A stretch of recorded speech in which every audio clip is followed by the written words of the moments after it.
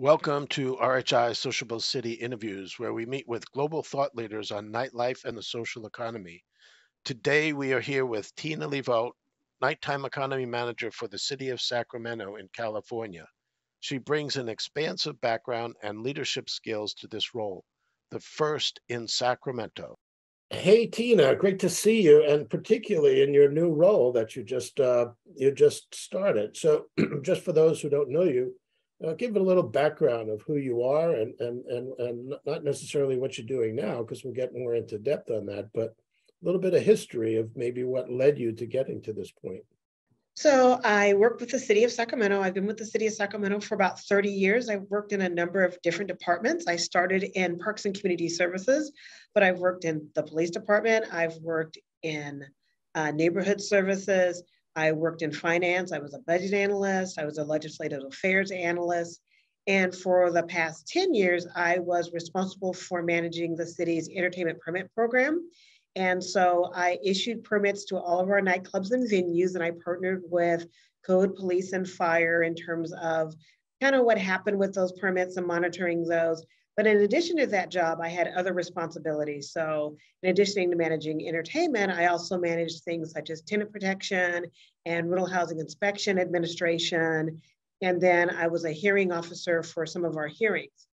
So that's kind of what led me up to the position that I'm currently in. Right. Well, it sounds like I had a lot of touch points in terms of what your new job is going to be.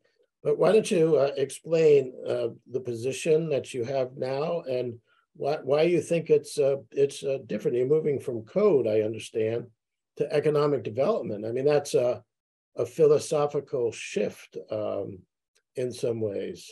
It's a really big change. So I am the city's first nighttime economy manager. I will be moving from after a decade in code to the economic development department. And so it is going to be more of a shift because instead of working as a regulatory body, I'm going to be working in a different way where I'm going to be more of a liaison.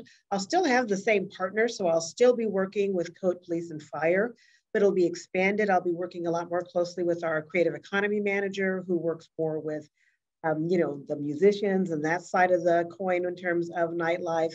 I'll be probably being more of a liaison with our departments. And I'm going to tell you, I stole something from you, Jim, because when you always describe this kind of position, you say that it is a conductor and it's leading an orchestra. And I think that's a really good point, but I kind of gave a little switch on it because my father was a choir director. I kind of think it's a little bit like a choir director. You're just trying to bring harmony. So that's my take on it in terms of really what you're trying to do is trying to take all the pieces and make them all work really well together. And obviously, just like a choir or a conductor, you need a score, and Yes. everybody has to be singing off the same page. Exactly. And I think that's where it's going to be important for me to do that is to develop the strategy working with the different players, but making sure that we're all kind of playing from the same sheet music, because as you know, things can go really awry if you have one group doing one thing and then not being on the same page as the other. So that's going to be something I'm really looking forward to doing.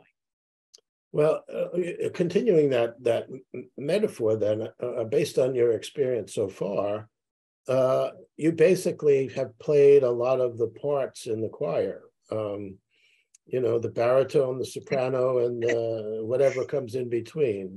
So you really understand the tone of each singer because you've been so centrally involved in all of those.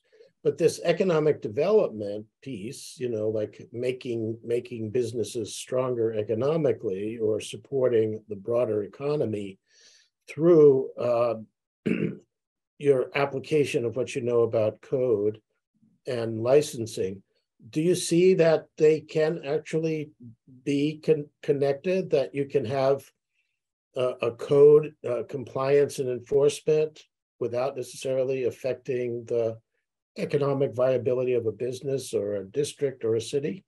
I think so. I think one of the things that I've always wished I could do more with my job, and I think now with this new position I can do it, is really education from the front end. I think it's really difficult when a business comes in, and I was actually talking to our economic development assistant director about this, and she was talking about it with other businesses as well, as people kind of open their doors, but they don't really know what they're doing. And then when enforcement comes in, they're frustrated and they think people are trying to close them down. So I'd love to be able to have even like an entertainment or a nightlife business one-on-one, so people would know what's expected of them when they go in. So they're not signing leases for spaces that aren't appropriate for having assembly use, because we see that a lot. Or people that are really undercapitalized. And so when they open their doors, they're really struggling. So being able to have maybe a little bit more of an education component to see how we can let people know what they need to do before they open up, so then they're successful. And if they're successful, they're more likely to be compliant. So I think there's some definite opportunities. I think I'd like to see if there's some opportunities with grant funding. I think a lot of times people aren't aware of different grant funding that might be available to them. Really trying to see what's out there. I really want to hope I'm an asset and not just trying to be that person that's still trying to tell people what they can't do, but really helping people understand what they can do. Do you think that this will translate to the people who are involved in licensing or permitting or planning, who might also need some education to have a better understanding of how better to integrate these social spaces into, mixed use development? Oh, I think sometimes it's a little bit of not really understanding impacts on both sides. So I think being able to have people, when you're planning things, like especially mixed use, when they're going into existing areas where we have venues, making sure that they understand what the impacts are for those. And I really can say attending RHI made such a big difference for our team, because before I actually brought our planners, they really didn't understand why there were issues and concerns that we had. And I would always be brought into the back end of a project. And once our planners started going, I started being brought in at the front end. And so I can see that role even expanding more now in my new position. So it's all about being able to understand. And I think it's also going to be good for comprehension on both sides. I think a lot of times we tend to communicate for what we want to tell people, and we don't communicate for what we want people to really understand and take away. So I think being able to be a regulator, I can explain to businesses, hey, this is what the regulators are looking for. But then working more closely with businesses, I can say, this is how you need to explain something in a way that'll make sense to the businesses so that they can actually do what you need them to do. Now, what do you see as your greatest challenge? I know you've only been doing this for like 20 seconds, but what do you envision your greatest challenge is going to be? Okay, one of my greatest challenges is people understanding what this job isn't. And thank you so much for your very timely video. I actually did see that on social media and I shared it. And I had a couple of people say thank you, because I'm sure they saw my new job and said, what the heck is she doing? And it's understanding what it is. And so sometimes people will look at this like, oh, she's going to make like nightlife safe. And yes and no. I'm not telling Chief, Lester what to do, but I am working with her team on how to do it. So I think that's going to be a really hard part, is understanding what my job actually is.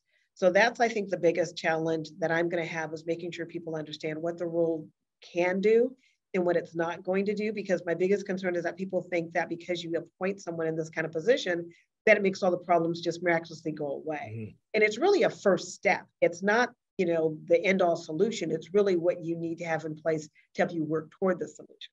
Plus, you need that vision, and everybody has to agree. Exactly. Do you want more of a life at night, and how do you make it so that it's not just alcohol focused? How do you build a different social experience? And so people need to have a broader vision of what it means, otherwise they'll just be against it, right? Exactly. And I love the fact that when you talk about just social experience, because one of the things I've usually done entertainment permits, which are more of a kind of the private property. And I'm getting more engaged even in my first week with some of the things that we're doing in our more public spaces. So some of our festivals and events, which like you're saying, it's not just nighttime where things happen and where people get together. And it's not always just focused on liquor. So it's really trying to look at different ways in how we do things.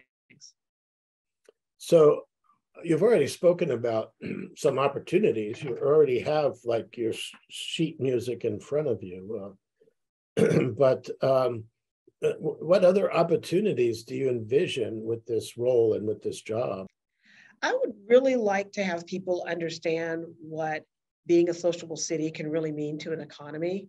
because I think a lot of times people look at the negatives when it comes to a nightlife or when it comes to events and the impacts and the noise, and they look at it that way, but there's a lot of different things that it brings. There's a lot of revenue.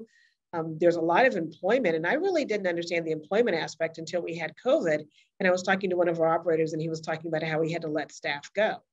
And when he told me the number of people that work for him, I was really surprised. I knew he had a number of venues, but it really is an economy. And you think, when we think of other economies like the tech industry or something else, how we try to help it and save it and what we do for it. And I think, to me, having people understand the importance of this as an economic driver is really important, and how it attracts people to your city, how it gives people something to do, how it's just an employment center. So that's something that I'm really hoping to do. And that's why I'm really happy to be in economic development. You raise an important point too, because a lot of times cities will bend over backwards to get some tech company to come in that's going to create, 100 jobs.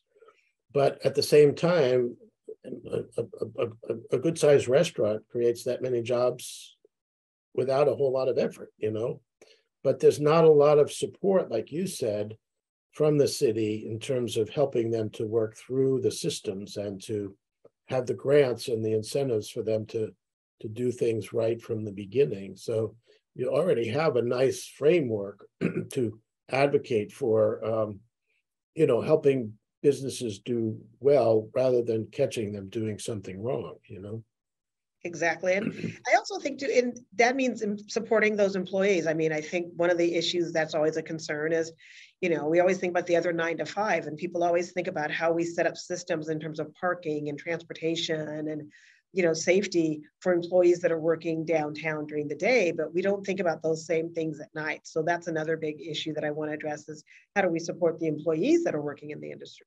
If we were to talk a year from now and you were to share your annual report, what do you think would be the 3 highlights? Oh, geez, that's always really hard. I think the economic development study, I think, would be really good. I think a really good analysis and a plan for how we kind of hit those 3 areas that, RHI always hits, which is, planning for people, security, and vibrancy. I'd really love to have an actual plan in place for that within this year, so we can have that blueprint that everybody can be working from. I think would be really good. And then having a really good, solid team that's in place. I think the team that we have right now is amazing, but some of it's a little ad hoc. I think the core team of code, police, and fire is pretty solid, but kind of when it comes to like planning or public works, it's kind of more event or activity driven. It's not really solid. So I'd really love to have a really good, solid nighttime economy team where we're working together on a consistent basis in terms of what we do. And then how do you see each of your business districts? Because I know Sacramento has several bids of business improvement districts, property improvement districts, but they all have different character and different ways in which they cater to the community. How much do you think this role is going to be a liaison among the different bids in helping them to shape their future, what we call social economy? I think what it'll do is, for the ones that are already strong, like our midtown and our downtown area, I think I'll just continue to work with them as I have and continue to, understand their concerns. They're a little bit more unique because they're in the central city. What I'd really like to do is strengthen kind of the relationship and the understanding of the social economy with some of our outliers, because we have some areas in our North Sacramento area, kind of in our East Sacramento area, where there's some potential for sociability, but sometimes they just flat oppose it, or they don't manage it well. So I'd really like to get our other P bids to be as strong as our central city bids in terms of how they support and how they manage their nightlife. Because I think that when we were talking about the tech industry and you're talking about how you support like maybe a tech company coming in, or maybe you'd support a grocery store coming in and giving them aid. I think if they did that as much with their nightlife, they could really have some strong, effective sociable centers, but I just don't think they understand how to do it. So I'd really like to work with some of our P-bids so that they could be as strong as our central city P-bids. All right. Well, this has been a great interview. You certainly have outlined quite an ambitious agenda, but knowing you, I think it's probably just something you could do part-time because of your efficiency and your effectiveness. And you're a great team builder too. So you've really you've earned this position, and I think you're going to excel and be a model for other cities and communities. And I look forward to continuing to work with you and see how you bring about the change that you're seeking. Well, I just want to thank you, because I think that one of the things that's been really helpful is I really enjoyed the job when I was doing it, but it just went to another level when I started getting involved with RHI. And I think it really made me see the potential for what Sacramento could be. So I would just want to thank you and your organization for what you guys do and how you support those of us trying to do this in our different jurisdictions, because it's a really big help. And it really does, like I said, when I posted that, you have no idea, when I posted the video of you explaining what a nighttime economy manager does, I think they're like, oh, you mean she's not just going out at night? Like, no, it was such a helpful tool. So thank you for all the support and all of your work. And I really do look forward to working with you, as well as working with all the other members like the Nightcap Alliance, and just seeing where we can take it. All right. Well, this has been great. Well, stick around for a couple of minutes, but Okay. thank you.